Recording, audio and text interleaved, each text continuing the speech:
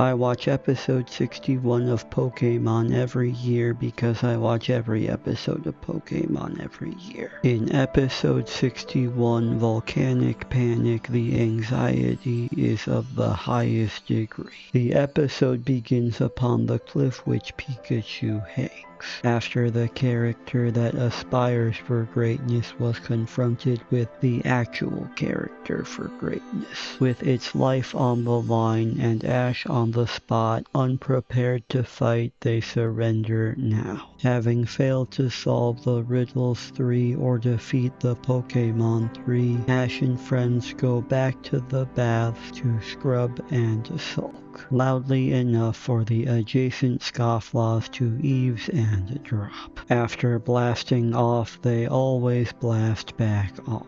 Tempted by the temperatures, the trespassers try to take the torrid Titan, but the Gyat-goaded golem is too hot to handle. They shoot and reverse shoot more ice blasts whilst Magmar idles in the volcano that has been its prison as much as its home. Blaine also does nothing as the shots of frost activate the charcoal, rumbling another of his enterprises.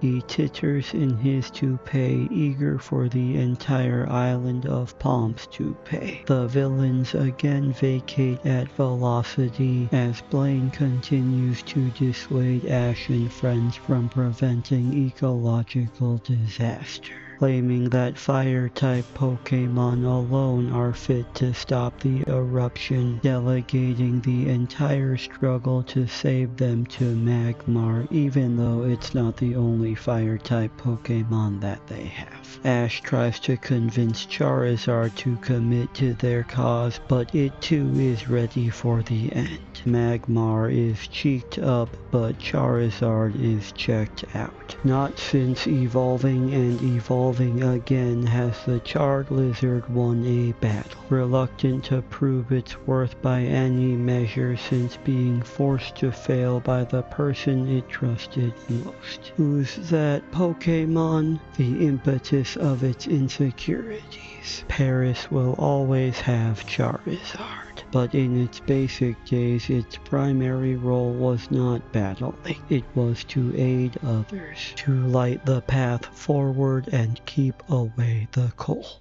In Magmar, Charizard remembers the importance of acts of service. Charizard was thick-headed, but Magmar is thick-headed. With emotional growth and appendage growth, together they inspire all of their fellow Pokémon to help as well, except for Blaine's. Backed by their support and by clarinet solos, they shut down the hotspot, achieving kinship through kinship, a meet cute and a heat cute. This is the real song of Ice and Fire. Ash approaches Blaine, expecting to have earned his badge because his Pokémon solved a problem that he caused. That was his plan the whole time. An initial loss followed by explosive sabotage, destroying gyms and earning badges by default. That's the playbook of someone who can't read very well. Blaine hosts a proper rematch on the rim where Pikachu readies itself to lose again.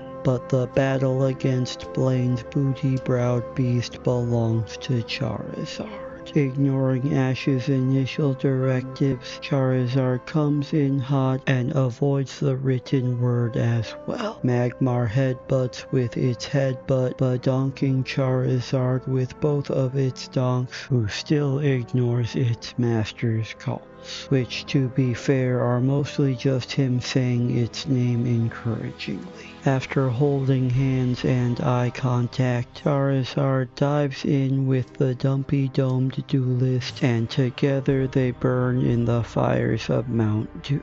Ash seizes another opportunity to accept the death of his Pokémon and express sorrow, but they arise from the salsa with the original Pokémon theme as their backing track. Ash makes his first good call for Charizard's seismic toss. Magmar is kicked all the way up, taken around the world, proving Charizard to be harder, better, faster, and stronger. The Tutti Frutti taps out and Charizard wins its first battle as Charizard, proving itself to be more powerful than the only one it respected, undoing all of its earlier growth. Tiny arms. Blaine bids them farewell with a final riddle. What's always red but has no words? Books at Ash's reading level. Ash leaves with the Volcano badge and the belief that Charizard will eventually obey him, a belief he uses to justify his further negligence. Some things never change. Some do, but then change back immediately. The expectation of emotional growth often comes from those who also lack it, and they impede it from ever occurring. To be continued.